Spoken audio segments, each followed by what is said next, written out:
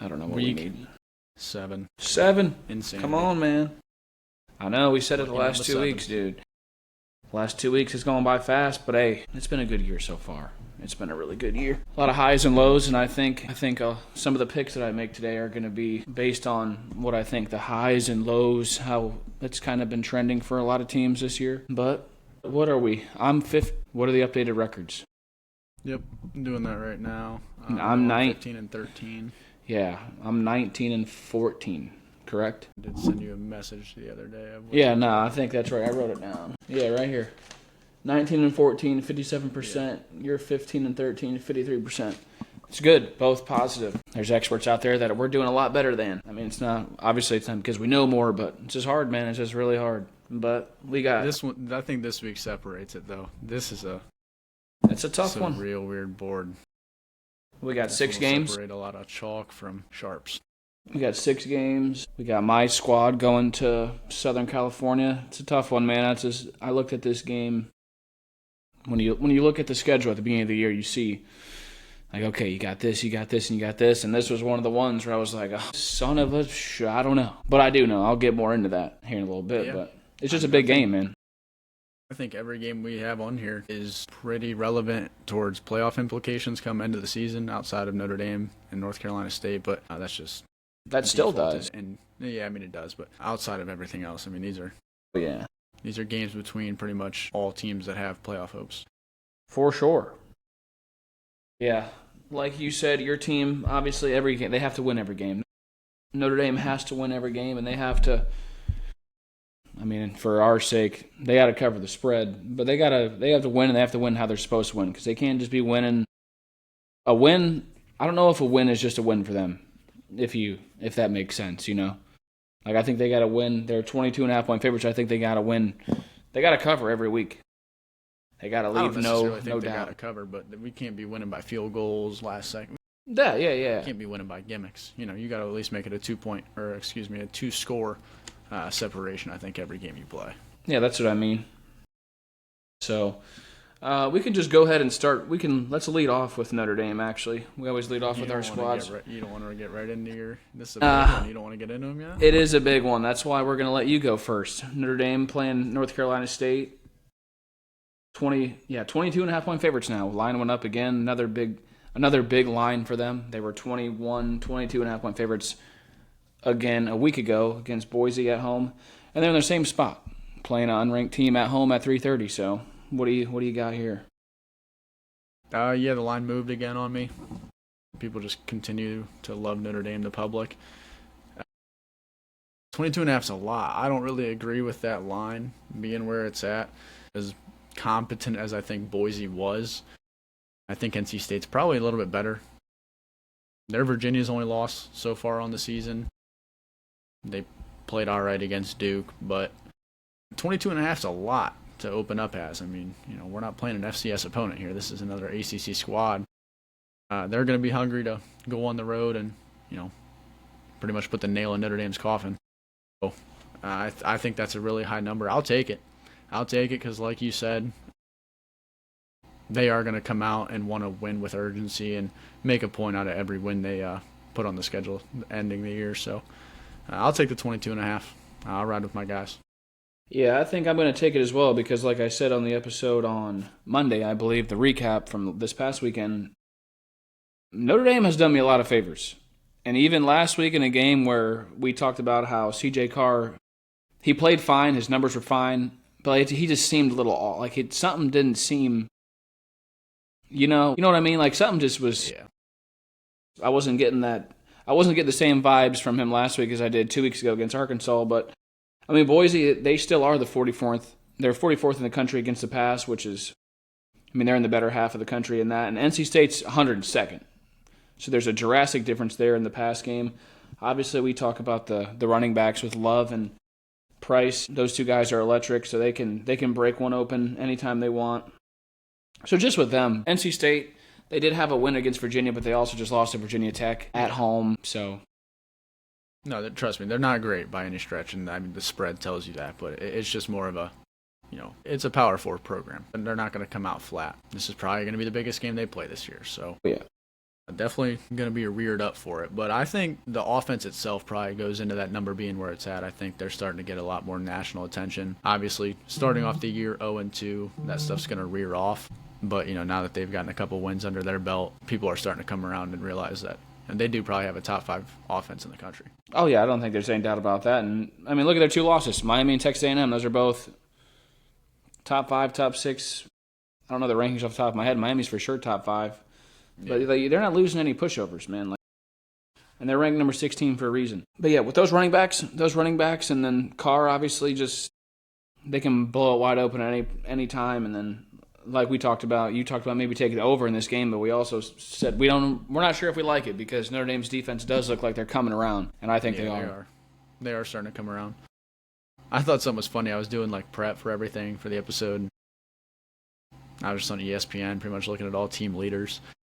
Every team leader is, if I had to make a preseason prediction where we'd be at now, I think I would have picked every single current team leader.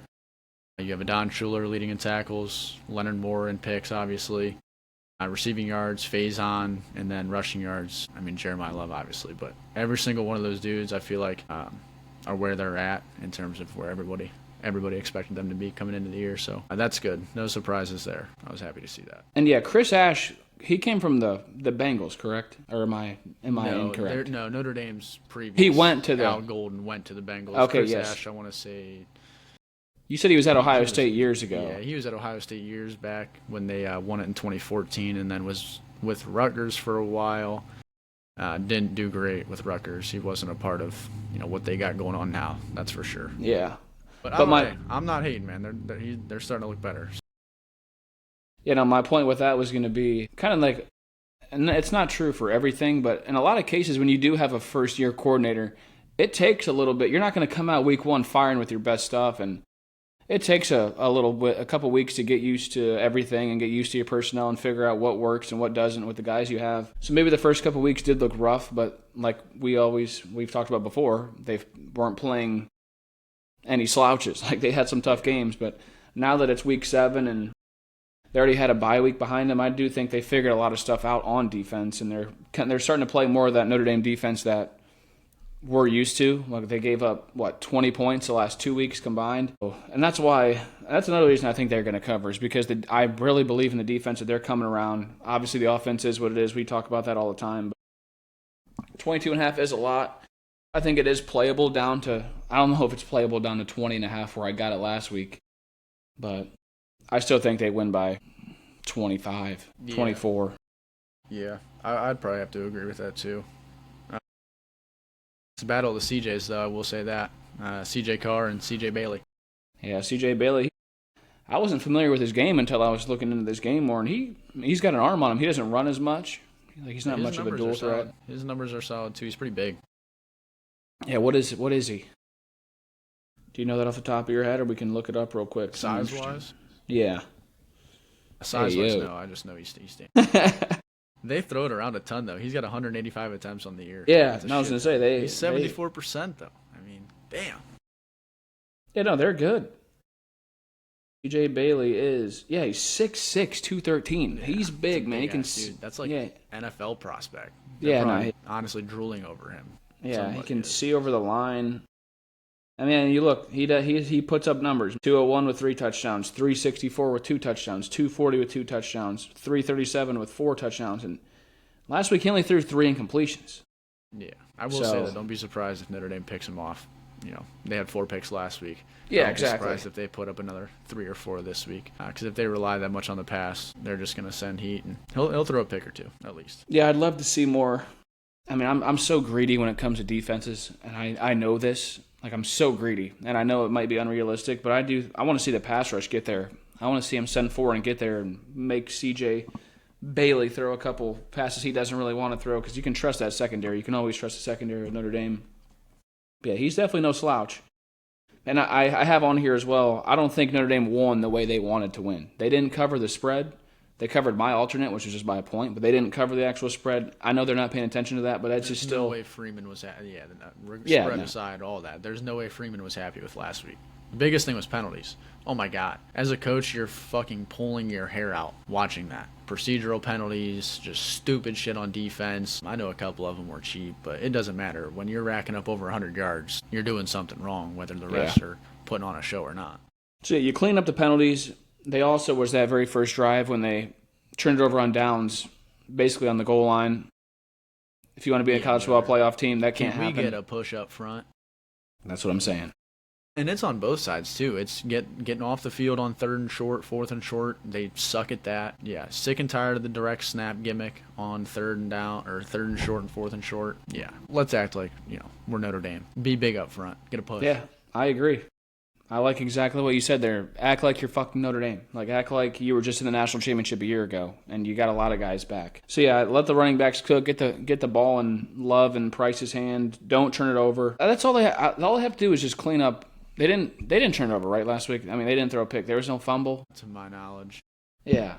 So if they just play Notre Dame football and play some good damn defense, get the ball to your playmakers, don't turn it over, stop having so many damn penalties, there's no reason why they shouldn't cover this spread.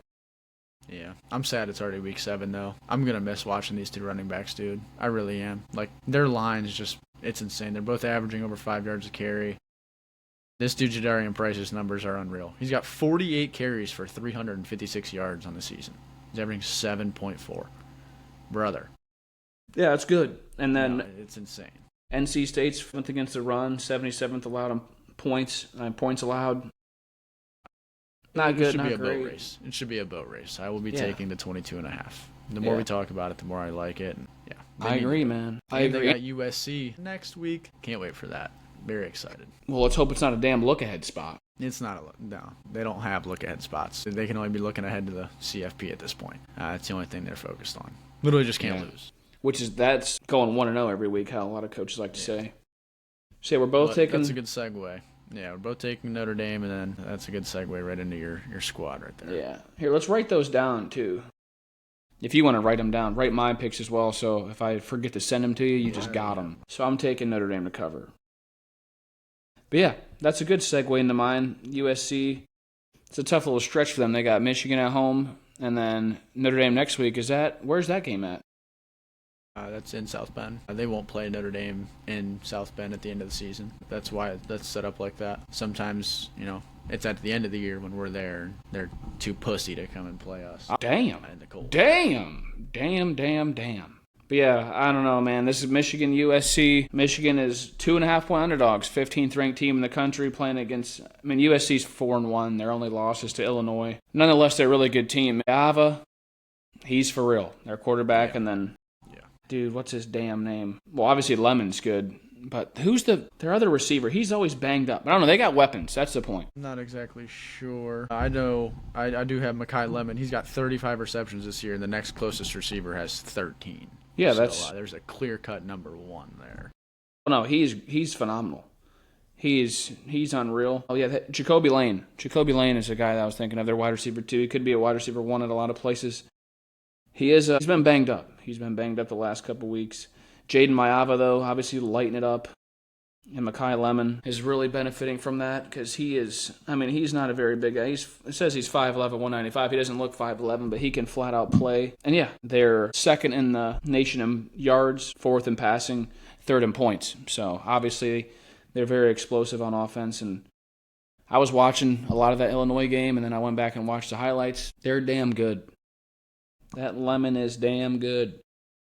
But if you go back to last year, that's fine. It reminds me of Ohio State. Ohio State's always got a good quarterback. They always got great weapons, phenomenal weapons, best of the best. But if you remember last year, Michigan ran for 300 yards and won.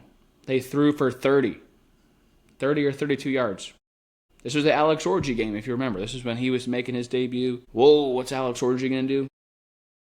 Michigan ran for 300 yards. It might have been 290, regardless. And threw for 30 yards. Couldn't throw the forward pass. Those are rough days, man. That was a long year for me to watch Michigan struggle just throwing a ball forward. I don't know, watching that game against Illinois that USC played, obviously they're coming off a bye week too, which is kind of like, kind of scary. They're going to come out that opening drive, probably go score a touchdown and look phenomenal as they should, coming off a bye week and having all that time to prepare. But Illinois ended up winning on a game-winning field goal. And Illinois is 100th. They're ranked in the country in rushing offense. And they ran all over USC. I think the box score says 171, but they netted 186 if you take out the sacks. Illinois, who is 100th in the country in running the ball, ran for almost 200 yards. And I know I sound like a damn broken record when I talk about stuff like this, especially Michigan. You got to be able to stop the run in any game, especially when a team coached by Sharon Moore and just the Michigan Wolverines in general are coming to town. So that's... I don't expect that to happen. You don't expect what to happen? Stopping the run. That's not it.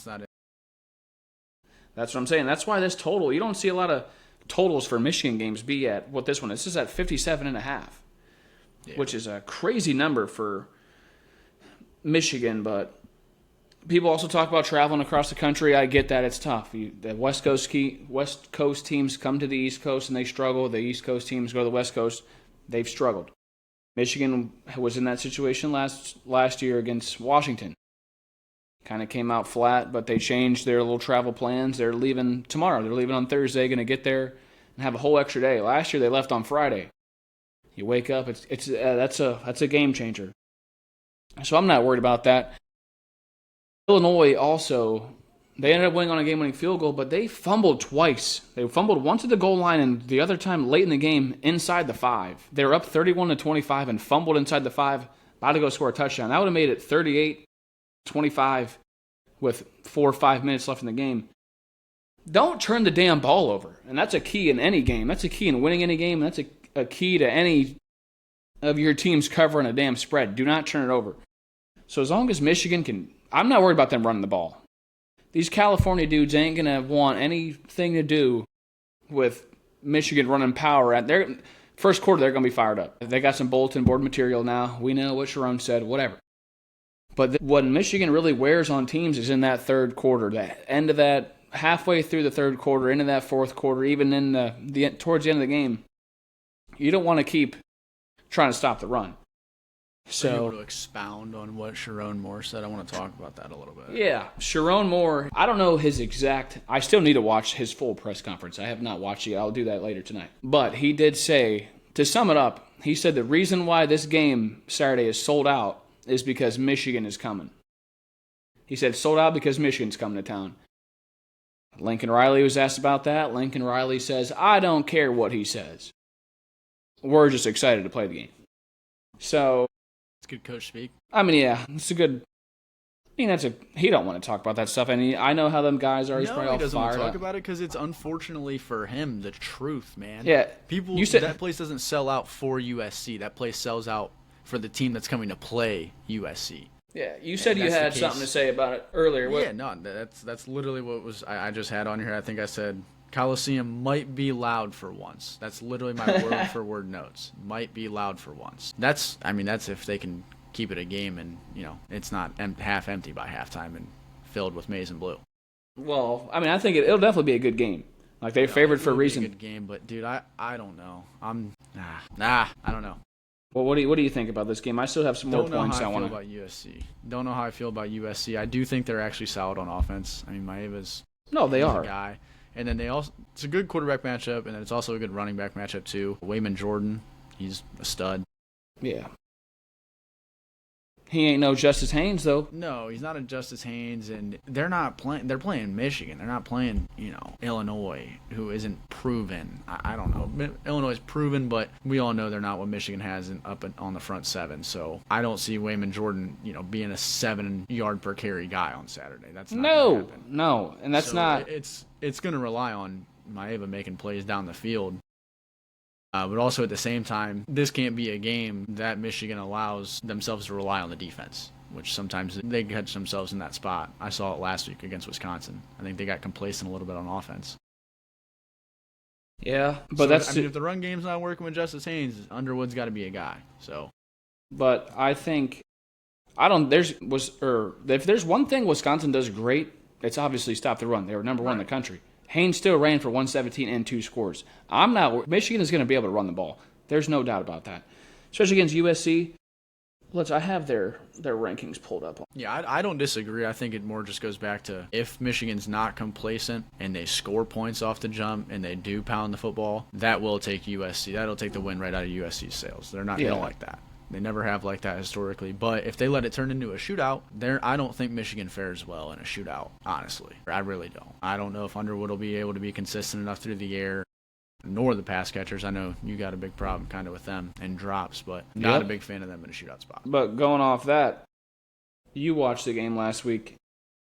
We found wide receiver 1 and wide receiver 2. There's no doubt about that. Donovan McCulley, wide receiver 1, is a straight dog. He's 6'5", he's athletic. He doesn't have drop problems. And then the true freshman, Andrew Marsh, also pretty well, I don't know his exact height and weight, but he's a good-sized kid. He's fast. Made a crazy back shoulder catch. I think he had 4 catches on 4 targets for 80 yards. Yeah.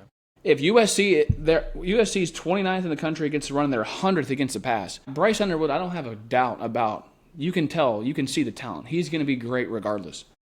With Michigan finding out their wide receiver 1 or wide receiver 2, and it's not even close. If USC wants to stack the box, which I still don't think they're going to stop the run even if they do stack the box, but that leads into that play action, and you see them jump balls McCulley was making, or coming down with, Lord have mercy. USC isn't great against the pass, and they're not physical enough up front. So, and I'm always going to trust Bryce Underwood. Like, I know what we got with him. I have no doubt about what he's going to be. So if it wants to be a shootout, fuck it. But I just don't.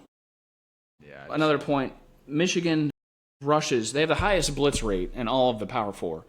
And Maava is like, thus far he's been amazing against blitzing or against the blitz.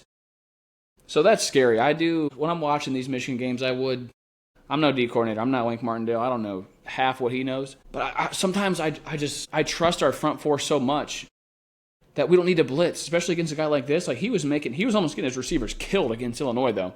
He was putting it in the right spot, and they were coming down with it, but they were feeling it. And I know Braden Hillman, who's probably the hardest hitting safety in all the country, number 6 for Michigan, he's going to be foaming at the mouth to see some guy running across the El Smacko. I just want to see Michigan football, man. I want to see physicality up front on both sides of the ball. I heard USC has some injuries on the offensive line, their left tackle and their center. That's also not where you want to be against Jayshon Barham and that Michigan D-line. You don't want to have injury issues up front with them guys. But Maava and Lemon, they are the real deal. Like I got so much respect for them and what they can do. I'm not over here saying we're going to blow them out the water because we're not. We're underdogs. I would think the line was going to be... What do you think about the line? I thought it should have been a little bit... I expected it to be a little... USC to be favored by a little bit more. No, I don't necessarily think so, just because USC took that loss to Illinois, and that loss alone, I think, speaks kind of volumes. We can't just ignore, and we'll talk about it later, because we're obviously going to talk about Illinois, Ohio State, but you can't ignore what happened to Illinois and Bloomington, man. I know they're a solid team, but we're not just going to look past that. Like, they have flaws, and the fact that, USC dropped that game, I understand they were on the road too, and it was close, but no, there's a glaring difference in these two teams when it comes to physicality, talent. Yeah, so I think the line's fair where it's at. This will probably be a big spot for me to probably hammer a Saturday, honestly. Especially with it being a later game, see how you did throughout the day with whatever you're betting on. If you got a little extra change, you can throw it on wherever you want to throw it. But, yeah, going off that too, I don't want to keep talking about Michigan, but Illinois, they play similar. Like, they're a physical team. They want to be able to run the ball. Like, they want to be – they pride themselves on physicality like Michigan does. And they're not as good as Michigan. They're not as physical as Michigan. And USC struggled with that. And like I said, if Illinois doesn't fumble twice, one on the goal line and then the other one late in the game inside the 5-yard line when you're about to score a touchdown, USC doesn't even have a chance to go down the field and score. Then they couldn't get a stop when they needed to. And then Illinois ended up kicking a game-winning field goal. But Michigan's explosive run game it's unreal. Like, everyone knows by now. And people can say whatever about it, but when we can break off a 75-yard touchdown run like it's a damn 75-yard go ball, it doesn't really matter. So I think it could be a Bryce Underwood coming out party. I've been very optimistic. I think as the weeks go on, they're figuring out more stuff. He's getting more comfortable, and they're figuring out who they are. They're figuring out who their go-to guys are. Hogan Hansen should be back. He's the other tight end. He's great. He's really good. Marlon Klein's obviously tight end 1. I like Marlon Klein too. Yeah, Marlon Klein's a dog. So I'm taking Michigan to win. I'm a homer. I take a lot of pride in my team. I put my money where my mouth is on my team. I'm not like these Ohio State fans who just run their damn mouth when they've played nobody, but that's a different conversation. But yeah, you can write it down, Michigan money line, because that place, I could lay the points and be a wimp, but I'm not. Yeah, no, when the chips at the table come Saturday, I think that line might go to 1.5, to be honest with you. So I'll probably end up just taking the money line too, but for the sake of just the pod, I'll take the points if I can here. Yeah, that's fine. Man, Michigan plus 115 on the money line too, so it's good value. Yeah, this is oh my goodness, you said plus 115 on the money line? I think that kind of speaks right there to the... You should put that in the slip for me. Michigan money line and in parentheses plus 115. Show the value. Yeah. Michigan needs it, man. I mean, both teams need it. Both teams need it, especially USC coming off a loss. Money line. That's an interesting money. And USC's money line is minus 135. With a 2.5, yeah, that line's definitely going to go down to minus 1.5. I like my Wolverines, man. It's nut up or shut up, and I hope we just nut up. And you beat them by throwing for 30 yards last year. So I know neither team is the same team, but yeah, we'll move on now. God, I just want to play the damn game already. Shit. Where do you want to go next? We did this last week. I'll let you pick where we go. Who do you got next on your paper? We're just going to go right to the next. Yeah, we'll just go to Ohio State, Illinois. Yep, that's the big noon game. Ohio State is 14.5-point favorites. Total of being 49.5. Who do you like here? Pretty much going off what I was just talking about. I'm going with Ohio State minus 14.5 on the road. They are good. Their defense is dominant. And again, I'm not going to look past what we saw against Indiana. Indiana's damn good, bro, but that was an embarrassment.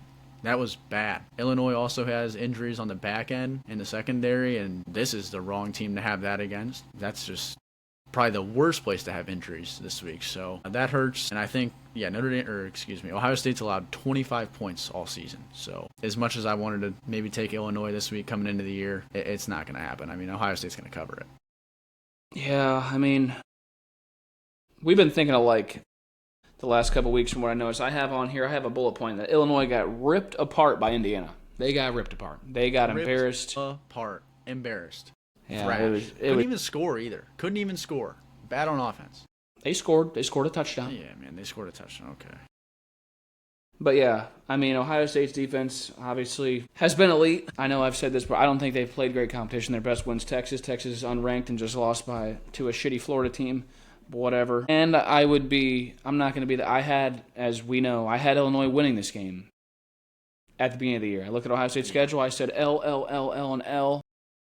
I no longer feel that way. One of our Ohio State friends who we're pretty close with, he even kind of said he was worried about this going into the season. He had this as maybe a upset spot. Yeah, man, I thought Illinois was really good. Man. Not anymore. But they're experienced. They still have guys. They still have Luke Altmaier. He's good. Obviously, they're going to be fired up. They're coming off 2 wins, one against USC, one against Purdue. They're staying at home. Big noon kickoff. They're going to have the spotlight on them. So I also have on here, I hope Illinois comes out and shows some damn pride. It's a lot of these guys' it's probably their last big game, huge game. I know they have personal big games and rivalries, but you don't have the number 1 team in the country coming to town very often with big noon kickoff. This is just a big one for them too. I saw that this is the first matchup between the two teams since 2017. Yeah, it's been a while. Yeah, that's crazy. Both, Big Ten schools. You'd think these guys play a little bit more often than they have, but. Yeah, but I mean, Julian Sayin looks like he's getting better and better each week. We don't have to even talk about Jeremiah Smith, and we really don't have to talk about Cardinal Tate at this point either. They're both phenomenal. I do want to talk about Cardinal Tate, though. What's up? I hope he's a Steeler. I want that guy to be a Steeler. Yeah? All seriousness. Y'all gonna need a quarterback next year. Shit, A-Rod coming back for number 2. Hell no. Well, that's a different conversation. Yeah. But you took Ohio State to cover. I don't even want to see Ohio State. I don't even want to write those letters on my paper. So I'm going to hope Illinois puts up a fight. And 14.5 is a lot. It's a lot.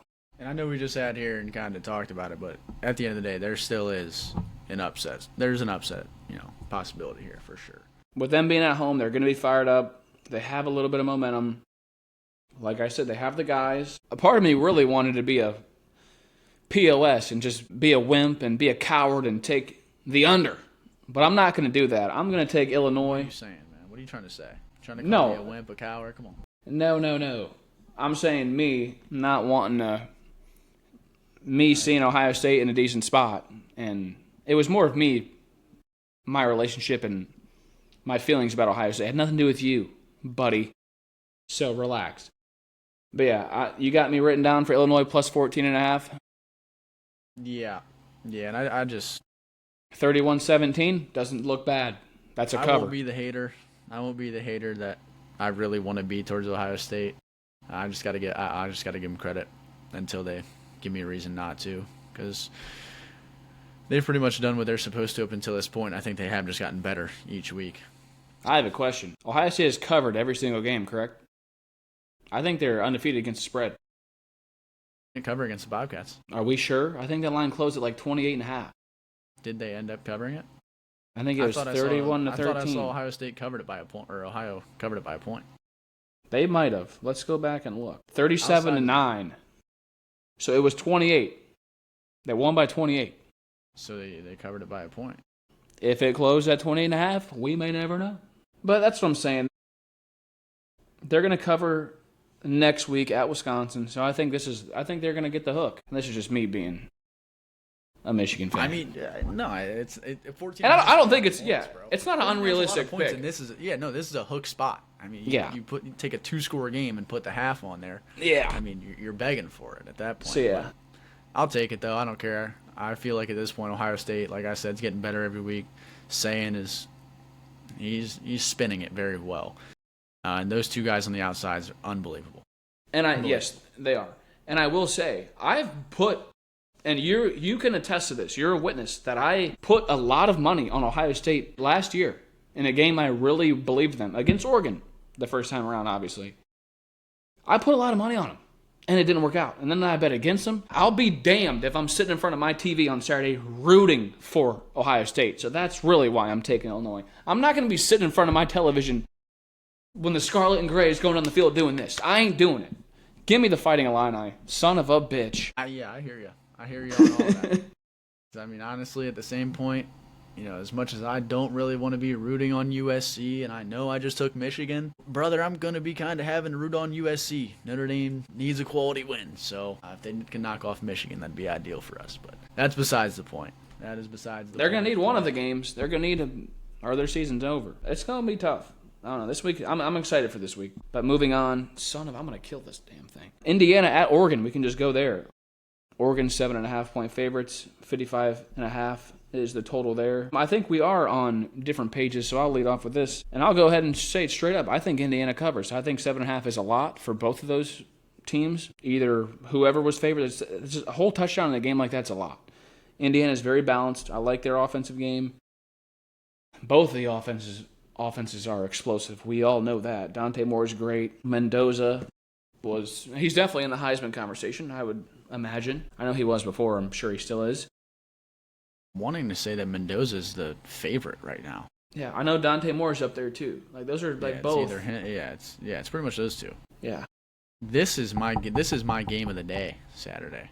It might not turn out to be. It might be, but potentially on paper, I think this is by far my game of the day. I know me and you've talked in the past about, me having like a thing for crazy coaches or just coaches in general, but this is that matchup. Cignetti versus Lanning. This is two psychos going head to head here. It is, and I have in here, it's crazy, man. We might have wrote a lot of the same stuff down.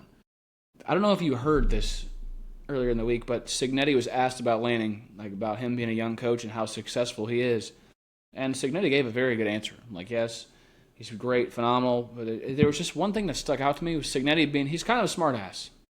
He's got that. More than kind of. Yeah, I think he's blatant. I honestly think he's blatantly a kind of a brazen asshole. Like, exactly. That's just his brand. And for him, he wants his team to kind of carry that same attitude too. And they do.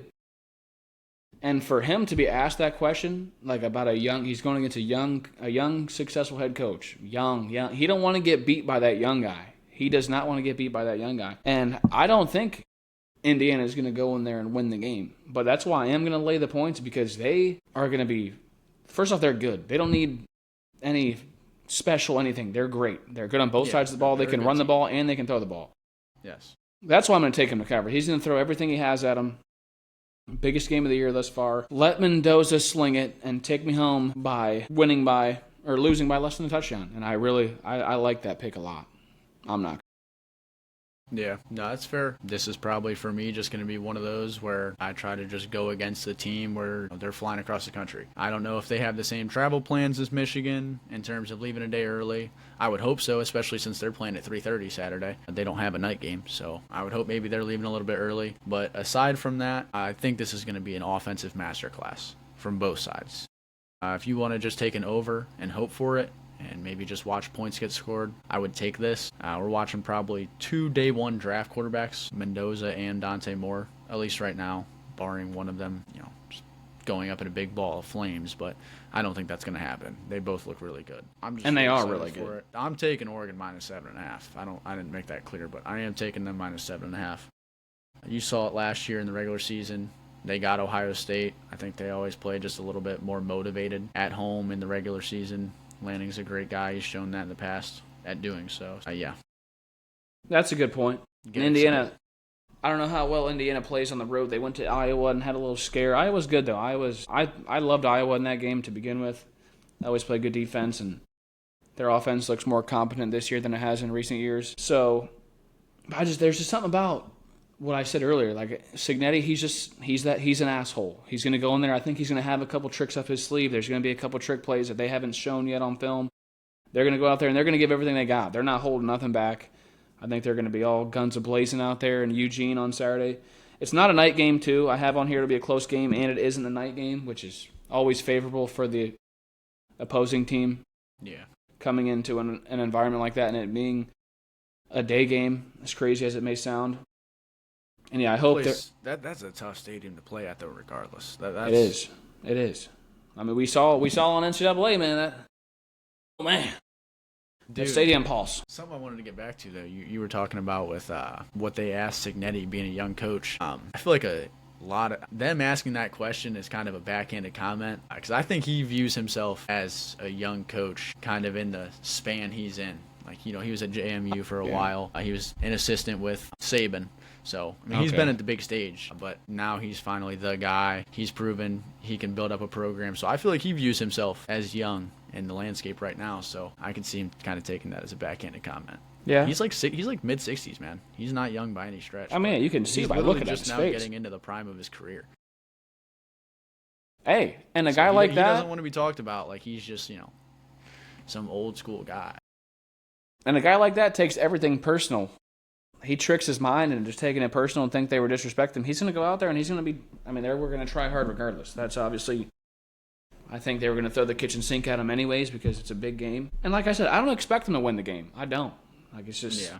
I like Oregon, obviously. It's going to be really interesting because we thought, like, Oregon was maybe going to get tested at Penn State in terms of their defense. But, I don't know. Penn State just, again, has zero juice. So this is really probably going to be Oregon's first true test as a defense because, I mean, Indiana is obviously going to be able to move the ball. Yeah. So that'll be interesting to see. That made me a little bit nervous taking the 7.5.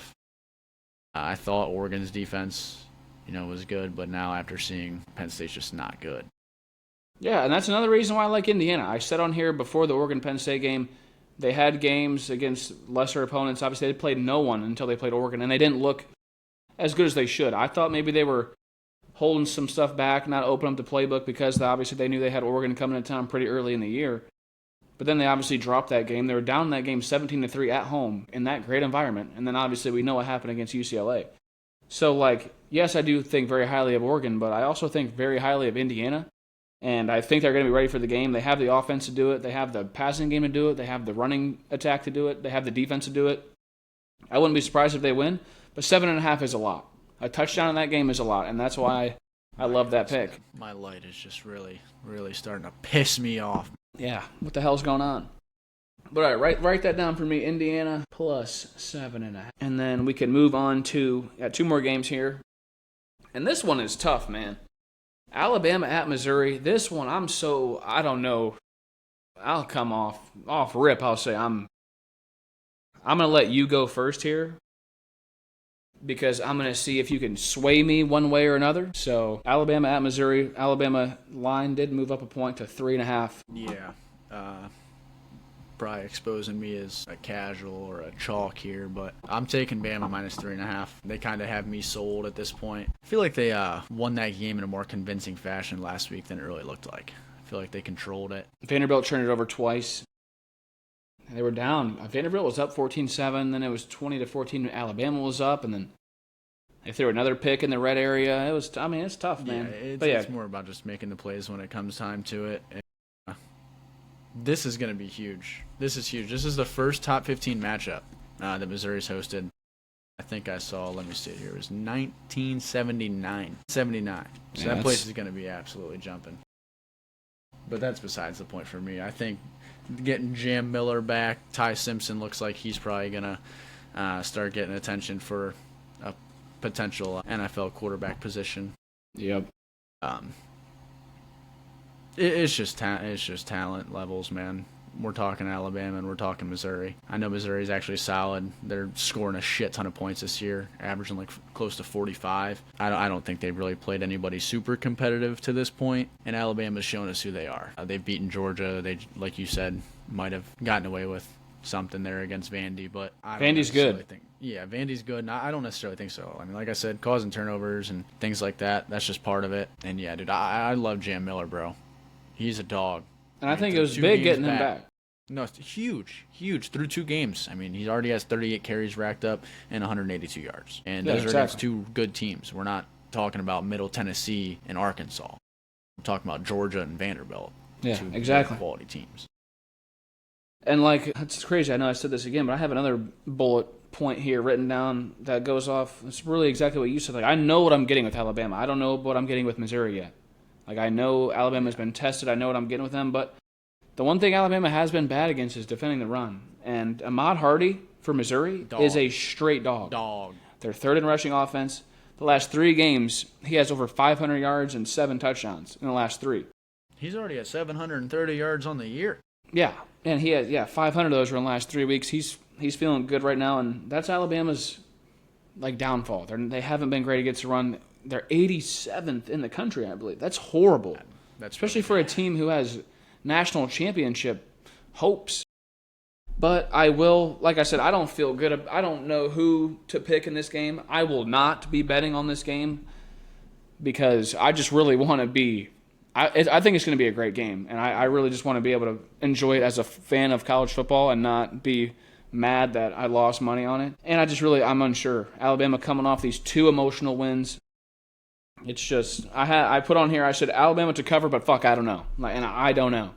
So for my pick, I will, like I said, I know what I'm getting with Alabama, so I'm going to take Alabama to cover the 3.5. I hope it moves down to 2.5 so I can take the 2.5 because you know how I feel about those 3.5s and those 7.5s. Yeah, it's just another hook spot. Yeah, it is. So I'm going to put on here Bama 3.5. I'm going to see how playable it is at 2.5 as well when it comes around, but I love Ty Simpson. He's really good. I think very highly of him. Actually, he is really good, but I don't know. Too big of a game for Missouri, in my opinion. Too big of a game. I think they're outmatched, and that was pretty much a thing for Missouri that I had was playing a clean game. You saw it hurt Vandy when they did turn it over eventually, and it's going to hurt Missouri when they ultimately probably turn it over at some point. Yeah. So. The only thing that really, I said this already, but just Alabama stopping the run, stopping Ahmad Hardy because he can flat out play. So I hope he isn't the difference maker, but I not watch Ryan Williams drop a football on Saturday either. That should go for a touchdown. He's got a knack for that, man. I'm tired of seeing it. Let's hope he figures it the hell out. But he's not even the number 1 on that team anymore. No, that other dude's good. Yeah, man. People were saying he was better than Jeremiah Smith. What the fuck are we talking about? Hell no. But last game here, the good old Red River Shootout, they call it. Oklahoma. Not supposed to say that anymore, dude. Dude, I don't care. But it's not politically correct anymore. We do have a line movement, I believe. Let me go back and Oklahoma was favored by 1.5. Yeah, it did move. And I think Texas is now favored. Texas is now the 1.5 point favorite. That money line is minus 120. So I'm going to go ahead and I'll go ahead and say it right now. We went against Texas last week. I'm going with them this week. And the reason why I'm going with them is because we don't know if John Mateer's playing. He's probably not. He's probably not. He's probably not playing. I don't think he's going to play. The only game they've played without him is against Kent. They also have questions at running back. They have not been a good running team at all this year. No, they really honestly kind of can't run the football. So when you have questions at quarterback and you have questions in the run game, Texas being in desperation mode, they have to win this game. Oklahoma's good. They're already undefeated, whatever. Texas has to win this game. Texas has the dudes, too. They have talent. I know I don't think they're great, but in a game like this, a rivalry game, anything goes. I think Texas gets it done here. I'm going to take Texas on the money line. Oklahoma having questions. Their defense is phenomenal. I saw it firsthand against Michigan and every other game they've played. But with Texas needing this game so bad and them still having talent and Oklahoma having injury issues and questions on offense where you don't want to have those issues, I'm going to take Texas to win the game. Yeah, that's a fair point. I don't know if I truly see Texas dropping 2 in a row. And just like you said with last game, Bama, Missouri, not betting that. This will probably be one I just don't bet. We're talking about with the injury stuff. I'm going to take Oklahoma money line because I love their defense that much. And I'm truly not a big believer in Arch, especially going up against a defense like this. They're going to have him in hell, I think. That's fair. They'd sack Jackson Arnold 10 times. Granted, Texas offensive line probably be a little bit better, but still, much better defense than he's probably seen all season at this point. I'm just not a believer, man. I don't know if he can sit in the pocket and deliver the throws that he needs to. I like him outside of the pocket, moving with his feet, which they've kind of went away from this year. I don't really understand why. Yeah. I don't really see him trying to take off as much. But I'll be taking Oklahoma. I'm not really as concerned. I think that quarterback, I know he played Kent last week, but I think he'll be all right. He's got plenty of weapons to throw it around to. And they have 3 guys that are all great. I watched them play the whole game against Auburn. And that wasn't an offensive spotlight or anything, but Isaiah Satania, Jared Kanak, and Deion Burks, all 3 of those dudes can equally play football. I really like Deion Burks. He's fast, man. Yeah, plays in he the is. slot a lot, and they just give him a lot of opportunities. And I think you'll like to hear this. Oklahoma is first in the country. This is all on defense. They're first in yards allowed. They're second in pass, 5th against the rush, 2nd in points, and they're the best team in the country on getting off the field on 3rd down. So, Yeah. And with me reading all that, I'm taking Texas. Fuck it. No, that's fair. And then, I mean, like you said, when you're battling a quarterback injury, you don't really have a competent run game with a running back. That's not ideal in any game at all. But it's a rivalry, man. I love the weapons and I love their defense. So I don't think those 2 things hurt as much. That quarterback, he can spin it too. He looks solid. Yeah, these rivalry games, man, Yeah, can go either way. Real quick, into the run game. I think some of that goes into Mateer being able to run the ball, though. I saw he was like one of their leading rushers on the year, or like the second. So I think they just rely on him to throw it a lot, and then he also kind of takes it into his own matter of running the ball. But it's definitely not proven that it can win them a game alone. So. Yeah, and he only has a hand injury. Hey, you never know. It's a big game like this. It's his last go around with it. Did I see? It's not even his throwing hand, is it? I'm not sure. It might. I don't know. Either way, it's not an ankle. It's not a knee. Fucking, he could probably just hand the ball off. Yeah, I didn't think it was his throwing hand. But I don't know. That should be it. I'm taking Texas. We got our picks. The picks will be on the Instagram. Make the slip tonight. This episode will be out on Thursday. What's the Thursday? The 9th. Thursday the 9th. Episode will be out on YouTube and Spotify. Picks will be out on Instagram. GN podcast on everything. But yeah, man. Except for TikTok. It's fixed. Just shut up, bro. You can look up AGN podcast on TikTok. It'll come up. Okay. But I hear you. Yeah, man, I'm looking forward to it. I'm 19 and 14. You're 15 and 13. Both good there. And I think I feel good about this week. I'm excited. I'm excited for it. We got huge games all day, every time slot. I'm obviously fired up for the late one, but I'll be watching them all. You doing anything good for the weekend? Anything big for the games? Man, I'll tell you what. Ever since moving to Florida, it just seems like sitting by the pool and having a TV right here, or just sitting by the TV and having a pool right next to you is just, that's our weekend stuff, you know? We just watch football. I have a couple of friends here. Yeah, we just like to bet on the games and watch all the games and have a couple ice-cold refreshments and just really enjoy the weekend and enjoy Florida weather as a kid who grew up in the Midwest. But do you have any big weekend plans? I'll be playing some ball Friday morning. It's that time of the year again. You're familiar with that. You're playing flag football? A little flag football Saturday morning with the work squad. Dear heaven, Move the body around a little bit. I'll never forget. You would come home. You would act like you just played a whole, like you just got ran over by an 18-wheeler. You walk in the house. It's perfect. You play on Friday, you're down. The whole weekend, you're on the couch. Like, you need damn Epsom salt bath. You need ice baths. You need everything. That's perfect, man. Gives me an excuse to just sit around on the couch all day and just watch ball. Shit, I don't even need an excuse. I just do it because I can. Yeah, no, exactly. I don't really have anything too exciting planned out. What's your line set at? What's your touchdown line set at? Your catches line set at for Friday? Shit. I try my hardest to play quarterback so I don't got to run a bunch. My God. So, we're probably going to throw for at least, probably like seven touchdown passes. You got some weapons out there? You got some weapons out there? Dude, he told me the group coming this week. It's solid. It's a solid group. Probably the best group we've had, so I'm excited. It's just a good way to get the body moving around. Some work camaraderie. Yeah. I mean, we talk shit. It gets hectic. There's been a couple scrappy moments. I mean, I can only imagine a bunch of salesmen out there playing flag football in the middle of some field and getting real competitive out there. And is Cam going? Is Cam playing? No, hell no. Man. Hell no. Man, good old flag football, dude. That should be fun. We'll talk about it when we hop back on here after that. See how many touchdowns you actually threw. I'll give you a nice low post-game presser. Yeah, we'll see you in here with ice packs on your shoulders and your knees and trying to stand up and. Last thing, man. Are we really gonna collab on a pick of the week? Are we really gonna collab on one, or you don't want to just keep the comp going?